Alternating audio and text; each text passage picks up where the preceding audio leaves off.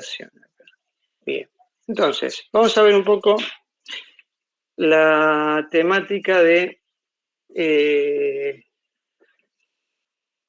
sí, la temática inicial que tiene que ver con tema probabilidad, y este tema de probabilidad estadística ustedes no vieron, creo que en ninguna materia tuvieron algo relacionado con probabilidad estadística. Tuvieron matemática los primeros años, y así como materia técnica creo que no vimos nada. Bueno, tuve algún temita con el PowerPoint espero que funcione bien. A ver cuál era. Este. Yo les voy a compartir la pantalla ahora. A partir de este PowerPoint yo había tratado de generar uno, ¿cómo se dice? ¿Hay alguien que quiere entrar? No. Traté de generar uno para arreglar un par de cosas, pero después empezó a fallar. Algunas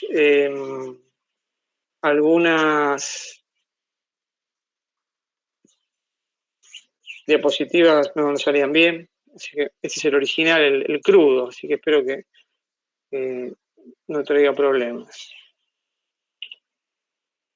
Bien, uno de los temas que nos va a ocupar el tema de esta simulación de que habla la materia y modelización es la probabilidad y la estadística, ¿sí?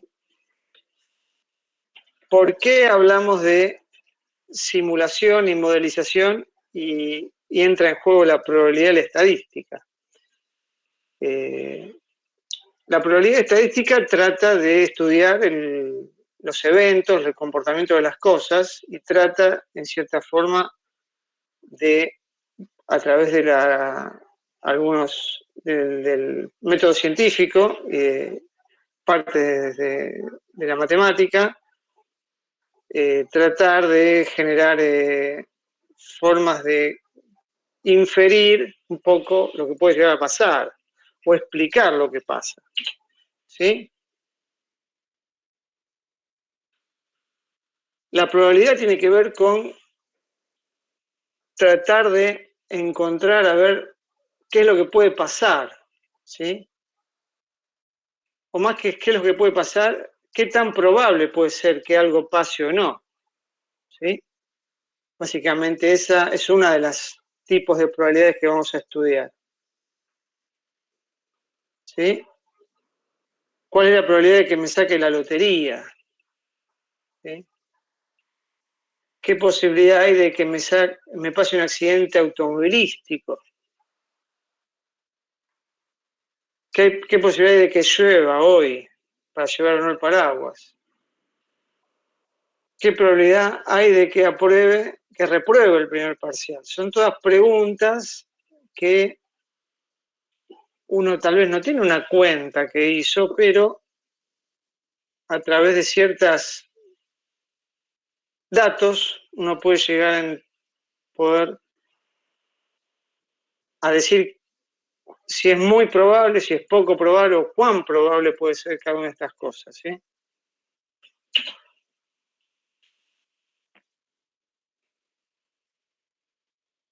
La idea es cómo se mide y cómo se utiliza hacer las inferencias. Una inferencia es tratar de encontrar qué tan probable puede ser que pase algo o que no pase. Eso básicamente es la inferencia con la que trata la probabilidad y la estadística. A través de todos los datos y todas las cosas que se van recopilando, se procesan y a través de manejo de tablas, de distribuciones, de muestras, todo eso va llenando toda una cantidad de información que al final uno llega a un numerito que dice, bueno, para mañana la probabilidad de lluvia es del 60%. Entonces, todo eso lleva toda cantidad de información grande, la cual se procesa, y el último número es el que es el resultado, ¿sí?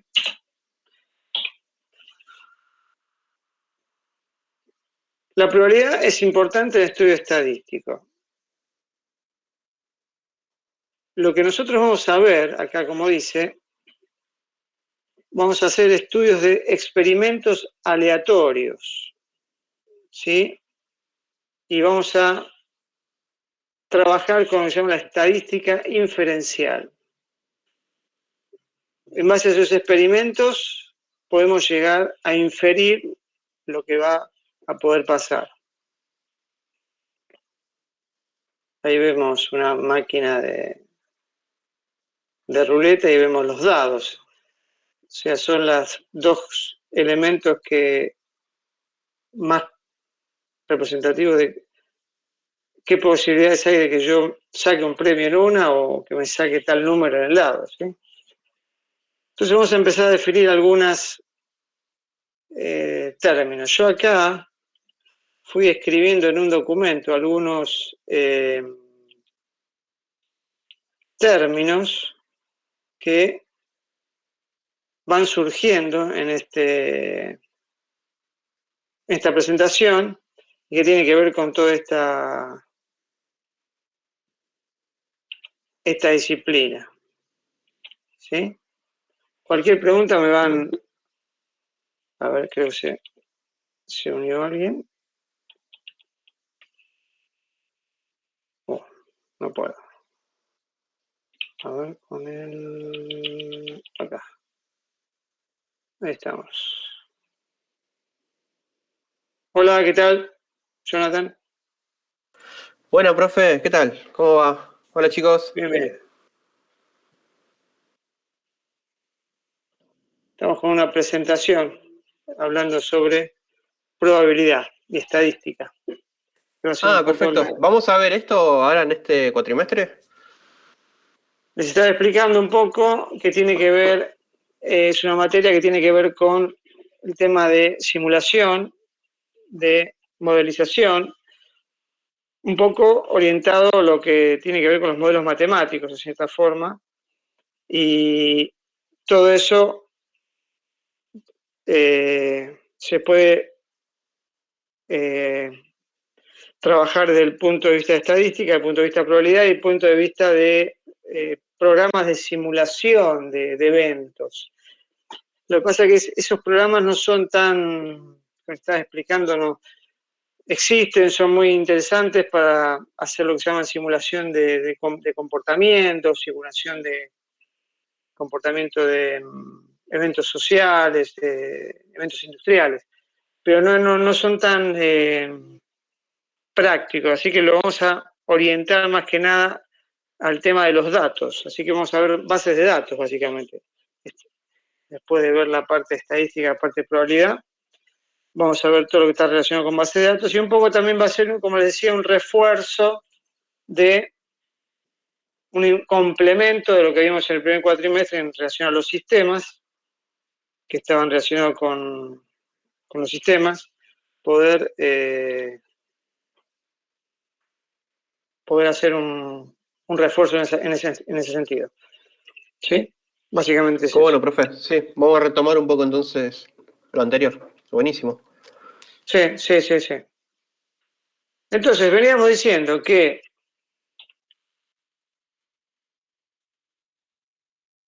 vamos a usar cálculo de probabilidades, experimentos aleatorios y que constituyen la base para la estadística inferencial. Acá yo tenía el documento que probabilidad, experimento aleatorio, estadística inferencial. Eso van a ser las bases de la temática. De a poquito vamos a ir descubriendo. Entonces, primero vamos a tener que definir qué es un fenómeno aleatorio. ¿Sí? Básicamente un fenómeno aleatorio es algo que ocurre, pero que no se sabe cómo va a ser su resultado después que ocurra. Está relacionado con el azar y la probabilidad. Yo tiro un dado, como diríamos en probabilidad, un dado seguro, un dado confiable, porque hay dados que están modificados para que no funcionen como un dado estándar, un dado seguro, y yo no sé qué número va a salir. O una chica queda embarazada y yo no sé el sexo del chico que va a salir, de la chica, del bebé. O, no sé, empieza un partido de fútbol y yo no sé cómo va a ser el resultado. Son todos elementos aleatorios que no se sabe qué es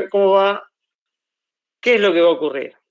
Ahora, un fenómeno determinista, por otro lado, es un fenómeno que de antemano se sabe sí el resultado, ¿sí? En contraposición a lo que es un fenómeno aleatorio. Nosotros vamos a trabajar con fenómenos aleatorios. Vamos a tratar de que nuestros cálculos sirvan para relacionar lo que pasa con los fenómenos aleatorios. Y después, a partir del fenómeno aleatorio, tenemos lo que se llama un experimento aleatorio. El experimento aleatorio nos sirve para trabajar con los fenómenos. Es una acción que dice acá, se hace con el propósito de analizarla y tiene como último fin determinar la probabilidad de uno o varios resultados. Se considera como aleatorio y estocástico si sus resultados no son constantes. Estocástico significa no determinista. O sea, si nosotros hacemos ese fenómeno y vemos que los resultados varían en forma aleatoria, sin ningún tipo de patrón, sin ningún tipo de posibilidad de que yo sepa qué puede salir, entonces podríamos decir que es un experimento aleatorio. Se me ocurre el tema de la ruleta de los casinos. Si una ruleta fuera realmente bien, trabajara como se supone que tiene que trabajar, aleatoriamente, entonces uno tiraría continuamente y nunca saldría siempre el mismo número. Nunca se acercaría a la misma zona de la ruleta, saldría cualquier número. ¿Sí? Entonces, esos son los experimentos aleatorios y no estocásticos. Aparte, se pueden efectuar un número de veces indeterminado. Uno puede repetir ese experimento sin problema y el experimento siempre va a obtener un resultado aleatorio. ¿Sí? Entonces, eso califica como experimento aleatorio. Y acá tenemos de vuelta las condiciones. Se puede repetir indefinidamente en las mismas condiciones. Un experimento es aleatorio si antes de realizarlo no se puede predecir el resultado. Y esto también es importante, que es un nuevo concepto. El resultado que se obtiene de ese experimento pertenece a un conjunto conocido previamente de resultados posibles. ¿Sí? O sea que la cantidad de resultados que ese experimento me va a dar está acotado. No es que puede dar un número infinito de resultados, sino que ese experimento va a poder dar va a estar dentro de un rango, de un conjunto de posibles resultados. ¿Sí? Eso es fundamental para nuestro trabajo con la probabilidad de la estadística. Acá tenemos un par de ejemplos. Cuando tiramos dardos a un blanco, el blanco tiene determinado zonas donde los dardos pueden caer y el resultado va a ser alguna de esas zonas, o eventualmente que el dardo caiga fuera del blanco, donde sería un 0, pero eso sería un experimento aleatorio. Lanzar un par de dados, obtener una carta de una baraja, lanzar una moneda, son todas cosas que uno no sabe el resultado final, lo puede repetir muchas veces, ¿sí? Y la cantidad de resultados posibles es un conjunto finito, un conjunto determinado de elementos, ¿sí? Otros ejemplos. Eso lo había mencionado yo, que al nacer un bebé, este sea niña.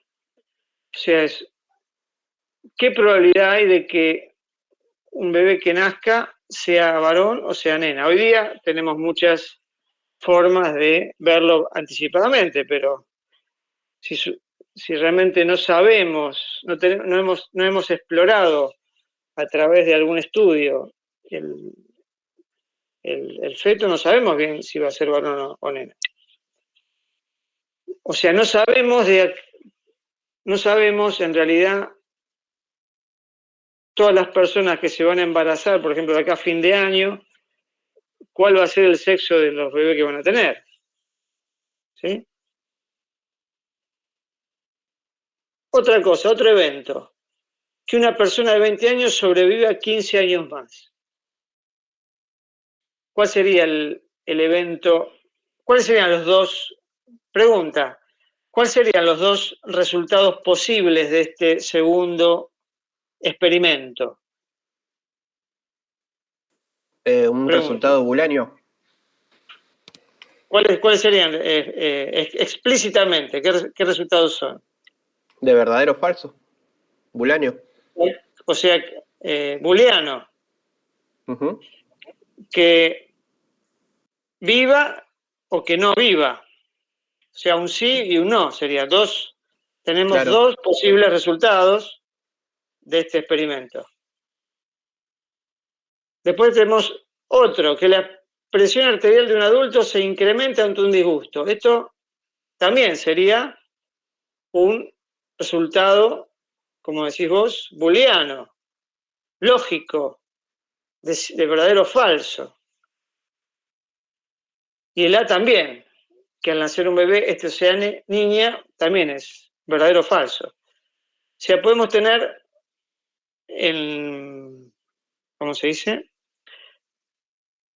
Una cantidad de resultados posibles. Verdadero o falso en computación es algo muy característico. Y después en las otras ciencias tenemos valores que podemos enumerarlos, ¿sí?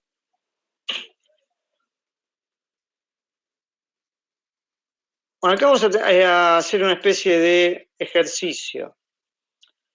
Esta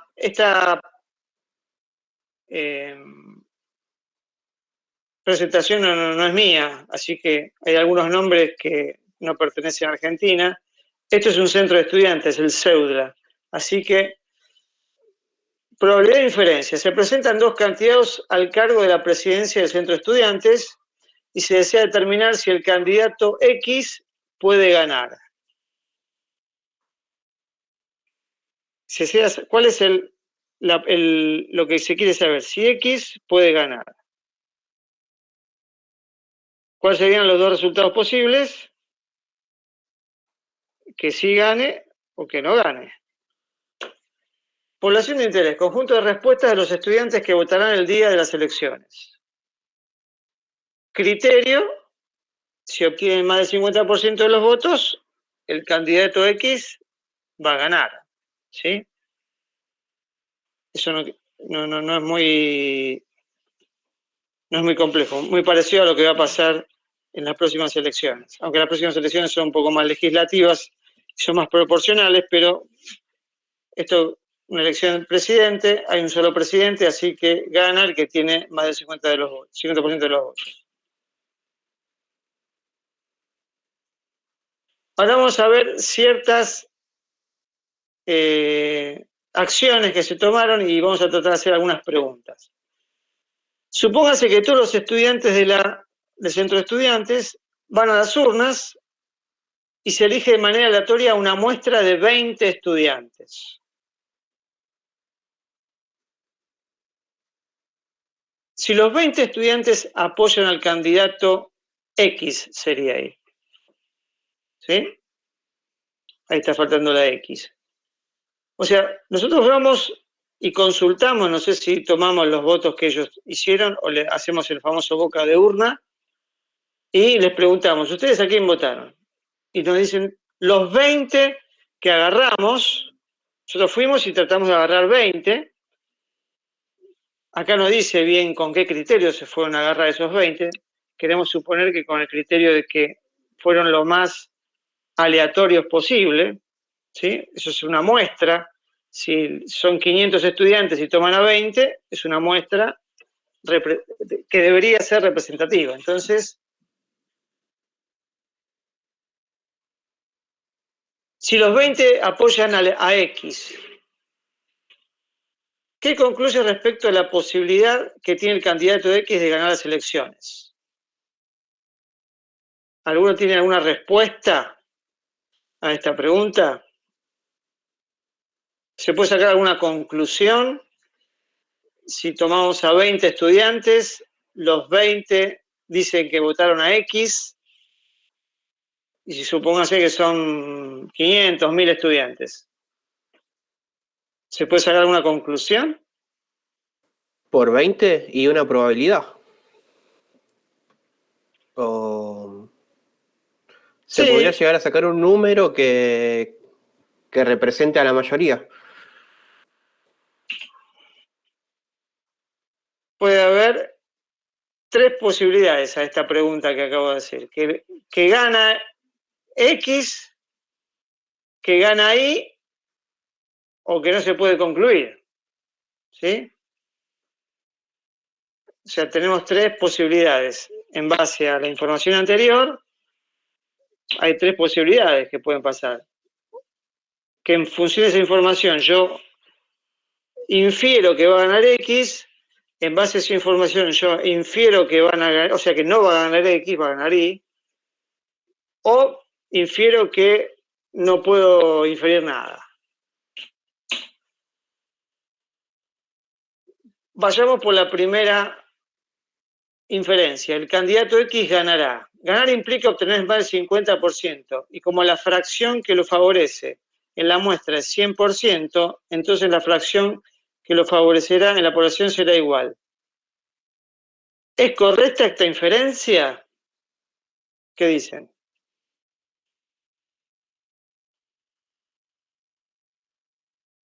¿Está bien planteado esta deducción? ¿Qué dicen? Hay que obtener más de 50. Y acá lo que ¿cómo se dice?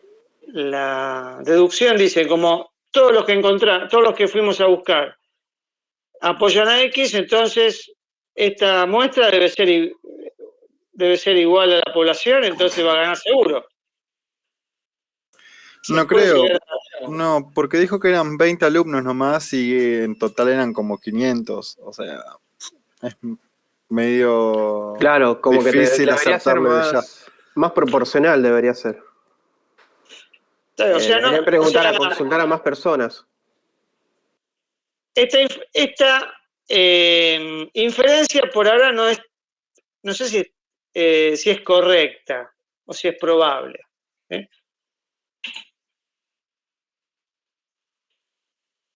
Así que depende también mucho de que si esta muestra fue realmente representativa.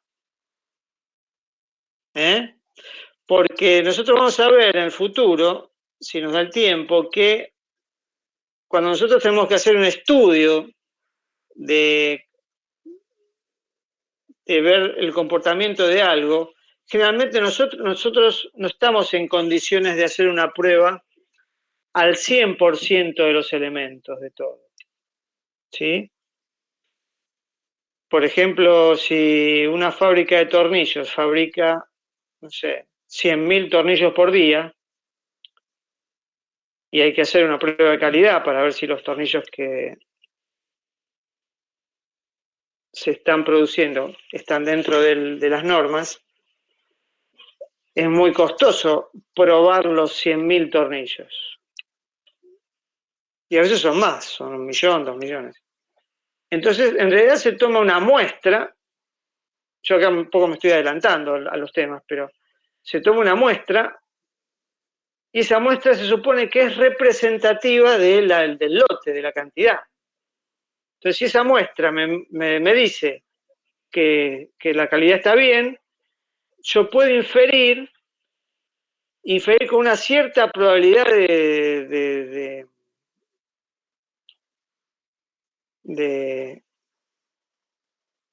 con una probabilidad, o sea, el dato de esa muestra me dice que tal vez con el 90% de probabilidad de que todo esté bien, por ejemplo. Es una inferencia. En este caso, si realmente esa muestra fue tomada bien, y de los 1000, los 20 votaron al candidato X, yo no sé si hasta qué punto no puedo decir que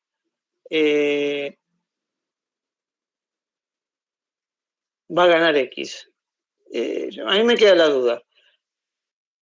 Después lo voy a buscar un poco más en profundidad, pero, o sea, nosotros tomamos una muestra de las cosas para saber bien cómo va a ser el comportamiento de todo el conjunto. Esa es la idea. Sí. Igual, a ver cómo me explico. Si uno toma una muestra de agua, puede llegar a representar todo el conjunto, pero si uno se pone a indagar opiniones, por ahí no. Claro, esto no es esto es una ciencia, un campo social, que ahí puede ser que acá las muestras que se toman para un nivel industrial no sea el mismo comportamiento. Eso también hay que tenerlo en cuenta. ¿Sí? Pero a mí me queda la duda si realmente, porque ¿vieron cuando hacen el boca de urna en las elecciones? No le preguntan a todo el mundo, preguntan en los lugares más representativos, o deberían preguntar en los lugares más representativos, si está bien hecha la encuesta. En el, no sé, en el 5% capaz de todas las mesas que hay. Y eso, generalmente, la proyección es bastante precisa si la muestra está bien tomada. El tema, acá la clave es cómo se toma la muestra. ¿Se entiende? Sí. Si la muestra está bien tomada y la boca de urna está bien hecha, sobre 1000 alumnos tomás 20 y los tomaste relativamente bien, hasta cierta forma yo te diría que es casi probable que gane X, pero bueno, es un tema de cómo se toma la muestra, básicamente. Y la cantidad de muestra y todos los elementos necesarios para que esa inferencia tenga una alta probabilidad de que sea cierta, ¿sí? Es que igual, lo que nosotros calculamos en esta materia no es si es cierta o no lo que dice la muestra, sino que con cuánta probabilidad es cierta. ¿Cuán probable es que sea cierta? ¿Se entiende? Esa es la idea de la inferencia. Con ese porcentaje de certeza depende de cómo yo tome la muestra, de cómo yo la calcule, de cómo yo la procese, qué método use, ¿sí? Porque hay muchos métodos para inferir. Entonces, cuanto más pila le ponga al hecho de la muestra, al hecho del cálculo, esa probabilidad que me diga esa probabilidad que sea cierta cada vez es más grande. Entonces se acerca más a la realidad.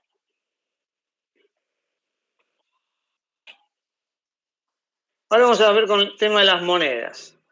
Toma una moneda honrada y láncela 20 veces. ¿Cae águila o cae sol? No sé bien qué moneda es esta, pero ¿cuál es la fracción de águilas y cuál es la fracción de soles? Después de los 20 resultados.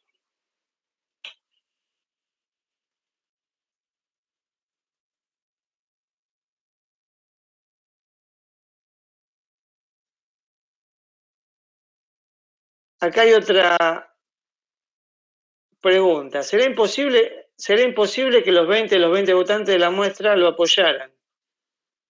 Si en realidad menos de 50 de los votantes pensaría votar por él. ¿Es correcta esta inferencia?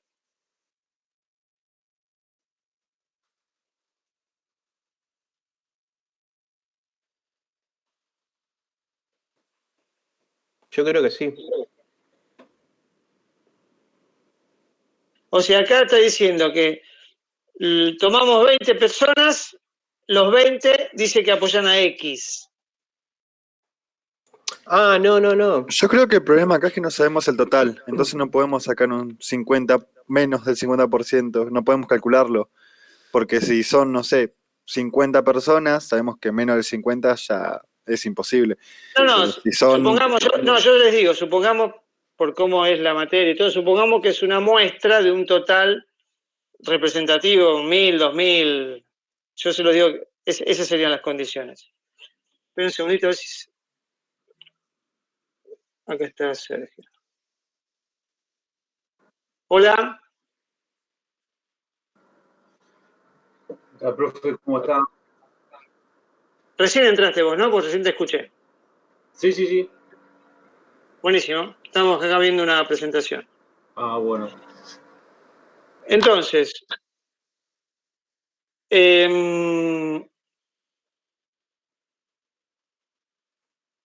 yo no sé, porque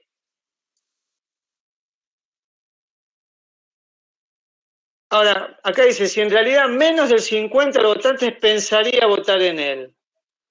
¿Y cómo sabe ese dato?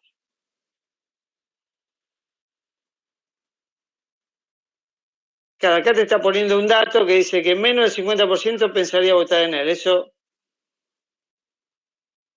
si realmente uno sabe que en menos de la mitad va a votar en él, y de los 20 lo agarran a él, entonces hay un problema, que la muestra está mal tomada. Si en realidad menos del 50 de los votantes pensaría votar en él, ¿se entiende? Sí. O sea, la diferencia es correcta en el sentido de que si en realidad menos de la mitad quiere votar en él, entonces los 20 que tomé no pueden indicarme que van a votarlo a él. Si me indican eso, significa que la muestra está mal tomada. No, si bien no es imposible tener 20 votantes a favor de X, una muestra de 20 sí es probable que menos de 50 de los votantes esté a favor de él, aun cuando sea muy poco probable.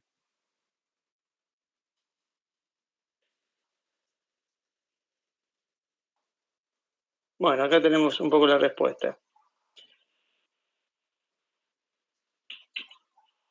Bien, entonces ahora vamos a ver un poquito algunos conceptos relacionados con el tema de la probabilidad y cómo se van a hacer seguramente algunos problemas después. Espacio muestral,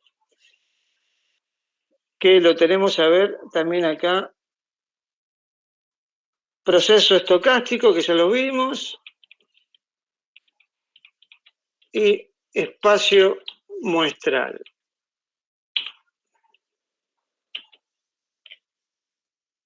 Espacio muestral es el conjunto de todos los posibles resultados de interés de un experimento dado. Y se denota nuevamente con la letra S. ¿Sí? O sea, son todos los valores posibles de resultado de mi experimento. Que habíamos dicho que un experimento aleatorio tiene una cantidad de resultados acotado. Entonces,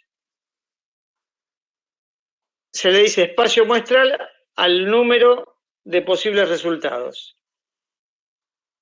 Como dice acá, si el experimento es lanzar una moneda, el espacio muestral va a ser las dos formas que va a poder caer, sol o águila. Y se denota, como dice ahí abajo, una S con los dos valores entre llaves.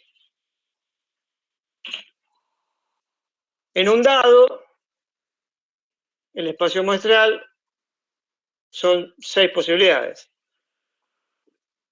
¿Sí? Eso no hay mucha discusión. Nomenclatura. Los elementos aleatorios se denotan normalmente con las letras mayúsculas. Y son subconjuntos de S. Acá vamos a también hablar un poco de lo que llaman los conjuntos. Esta temática de conjuntos, de pertenecer, también después la vamos a usar en todo lo que tiene que ver con las bases de datos y las consultas, básicamente, que vamos a ver en las bases de datos. No está desconectado esto. Profe, ¿vamos a ver Sí. MySQL? Estuve, después le voy a comentar en la segunda parte de la clase cómo lo estuve tratando de encarar el tema. No creo que sea muy, puede ser que veamos algo, pero vamos a ver más que nada la parte teórica y la parte de fundamentos que se aplican a cualquier base de datos. MySQL está incluida. Después podemos llegar a hacer alguna clase para especificar algo más de MySQL, pero lo que vamos a ver va a ser genérico para cualquier base de datos. Ok. Estamos diciendo, los elementos aleatorios son letras mayúsculas, ese es el subconjunto. Podemos tener no todos los elementos, sino un grupo de esos elementos aleatorios que son un subconjunto que pertenecen al espacio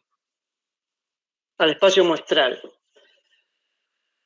Eventos aleatorios son conjuntos que pueden contener un solo elemento, una infinidad de elementos, o no contener ningún elemento. Un evento aleatorio. Fíjense que tenemos uno, infinidad o ninguno. Y después también otra nomenclatura, tenemos el número de puntos muestrales, que se pone S, N, entre paréntesis, S, ¿sí?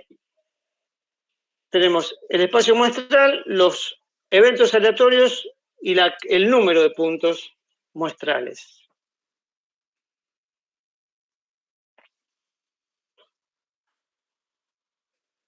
Acá tenemos algunos eventos aleatorios, también son conceptos que tienen que ver con esta nomenclatura. El evento seguro es el evento que siempre se verifica. ¿Sí? Un evento imposible es un evento que nunca va a ocurrir o no tiene elementos en el subconjunto.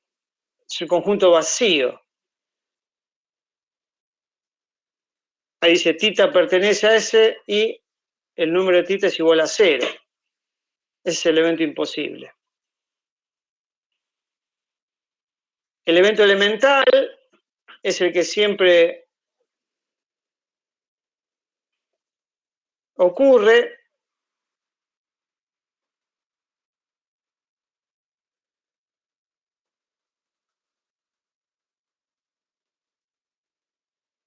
El evento elemental es el punto muestral, como dice acá. Si pertenecen a ese, son eventos elementales. Fíjense, S tiene Sol y Águila, SA son sucesos elementales y NDS es igual a 2. Que caiga Sol, que caiga águila. Es la forma de la nomenclatura de los espacios muestrales y los números. En el experimento de los dados, básicamente es similar. El n de ese es 6 y después cada uno de los elementos tienen un largo de 1.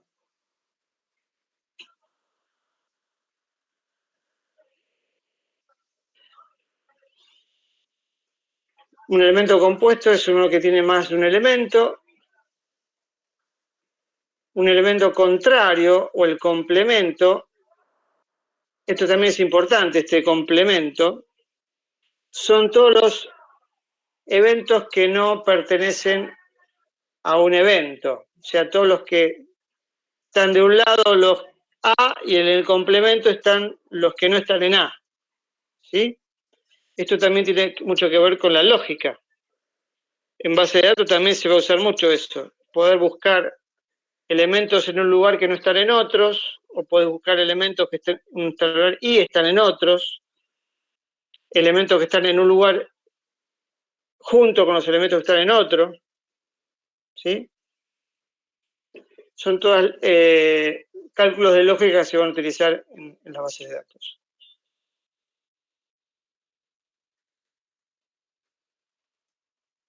Bueno, acá tenemos un ejemplo. Se lanza una moneda 3 veces. Fíjense, el espacio muestral con la omega también, a veces se le denomina el espacio muestral, tiene las 8 posibilidades. 3 soles, sol, sol, águila, y así sucesivamente hasta las 3 águilas. Un evento simple, por ejemplo, que tenga 3 soles. Un evento compuesto que sean al menos 2 soles, tiene un largo de 4. Un evento imposible es el conjunto vacío. Estos son todos ejemplos de la nomenclatura. Y esto es otro concepto que después vamos a ver más adelante que se llama el conjunto potencia, que tiene que ver con 2 a la n sería los puntos muestrales. Pero por ahora eso no lo vamos a tocar.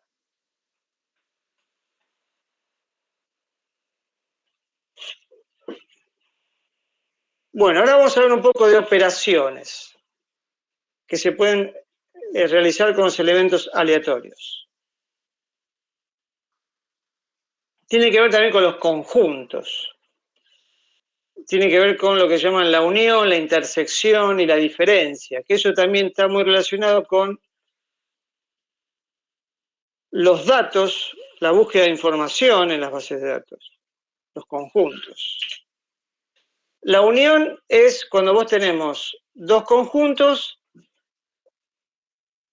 y el resultado es los elementos de un conjunto más los elementos del otro. ¿Sí? La intersección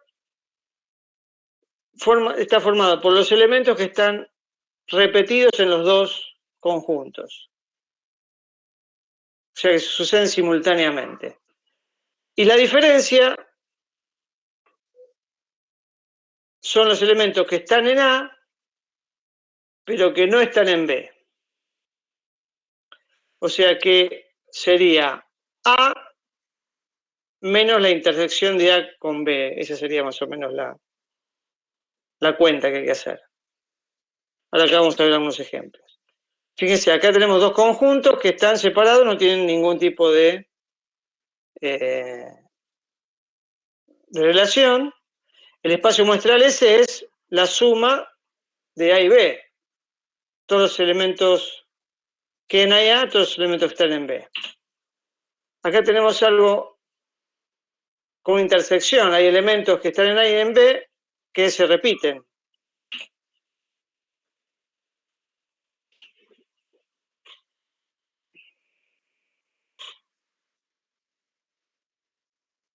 Y acá indica que la unión de los eventos se pueden presentar en dos formas, o que son mutuamente exclusivos o que hay elementos en comunes. Si podemos unir dos conjuntos que están totalmente separados o unir dos conjuntos, pero que tienen todavía elementos en común. Y después tenemos que son totalmente mutuamente exclusivos cuando no pueden ocurrir simultáneamente. Es decir, que A intersección B es igual a 0, lo que ocurre en la figura 1. Esta A intersección B da nulo porque no tienen ninguno en común.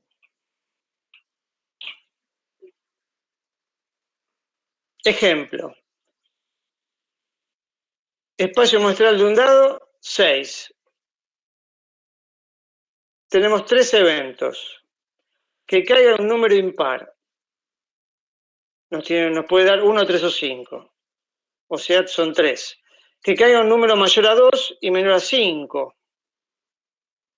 3 y 4. Tenemos 2. Que caiga un número par.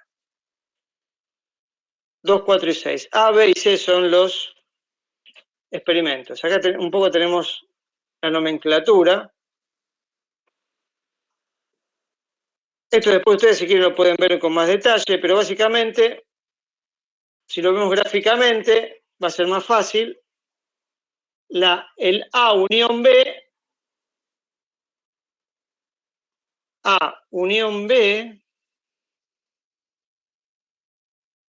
1, 3, 5, unión 3, 4, es 1, 3, 4, 5, ¿sí? 1, 3, 4, 5. Esa sería la A unión B. A unión C, 1, 2, 3, 4, 5, 6. A unión B, unión C, 1, 2, 3, 4, 5, 6. Esto no es muy complicado. La intersección entre A y B es el 3, entre B y C es el 4, ¿sí? Y acá tenemos varias operaciones para entretenernos. Hay algunas que son vacíos, por ejemplo, A con C da vacío porque no tiene ningún elemento en común, ¿sí? Y este es la famosa resta, fíjense, lo que está en A que no está en B. A menos B. A tiene 1, 3, 5 y B tiene 3 y 4. Acá se olvidaron de escribir. Entonces, 1, 3, 5 menos 3, 4, el 3 está en B, entonces hay que sacarlo. El 4 no está en A, tampoco va. Entonces, A menos B queda 1, 5. Lo que está en A y lo que no está en B.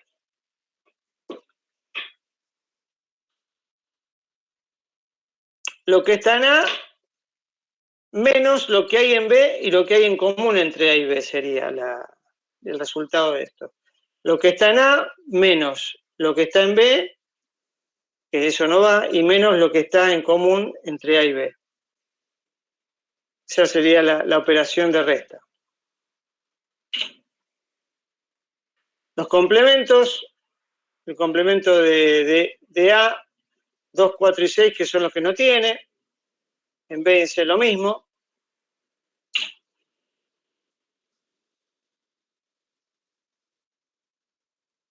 ¿Hasta acá alguna pregunta, alguna observación? Sé que es una teoría un poco tediosa, pero con esto nos vamos a ayudar para hacer algunos problemas. No, los conjuntos los vimos en primer año. Sí, básicamente lo que es intersección, unión y todo eso. Bueno, eso lo vamos a llevar a la práctica, pero con lo que se llaman, cuando veamos consultas en tablas de SQL, de bases de datos.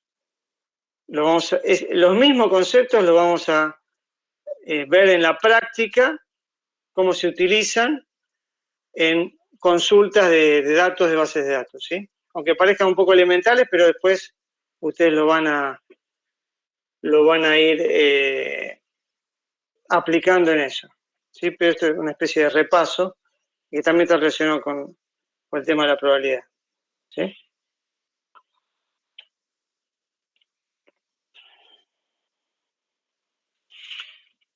Déjame un segundito a ver cuánto está faltando.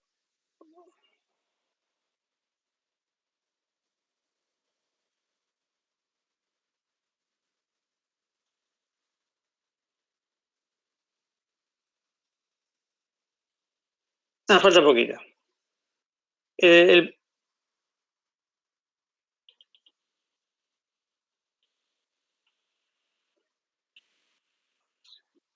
La 38.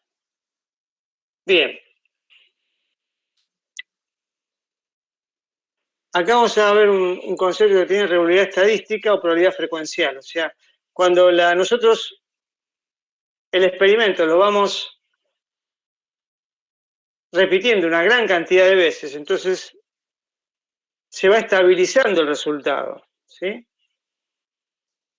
Por ejemplo, si ustedes tiran una moneda muchas veces, van a ver que la cantidad de veces que va a salir una cara y la cantidad de veces que va a salir la otra cada vez se va acercando. Lo mismo un dado, si lo tiran una cantidad de veces grande, la cantidad de 1, de 2, de 3, de 4, de 5, de 6 cada vez se van pareciendo, ¿sí? Porque todo va convergiendo a esos números. La probabilidad de un evento se nota, es el valor en que se estabilizan las frecuencias relativas, la probabilidad frecuencial. Cada resultado de ese experimento tiene una probabilidad relativa. Y esas probabilidades relativas se van estabilizando hacia un valor a medida que la cantidad de veces que se repite el experimento es mayor.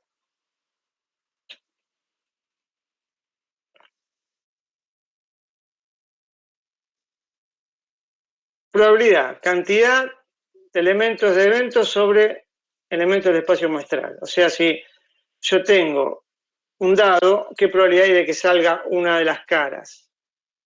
Y va a ser 1 sobre 6, básicamente. Esa sería la cuenta.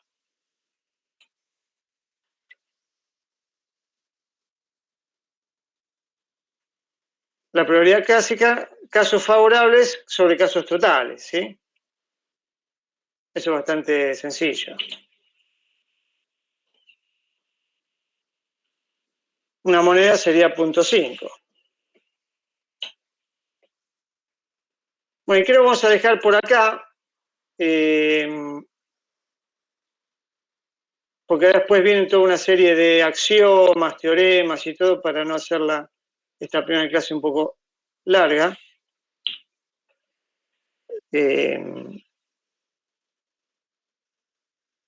Yo creo que vamos a hacer un pequeño corte. Voy a dejar de compartir. Y después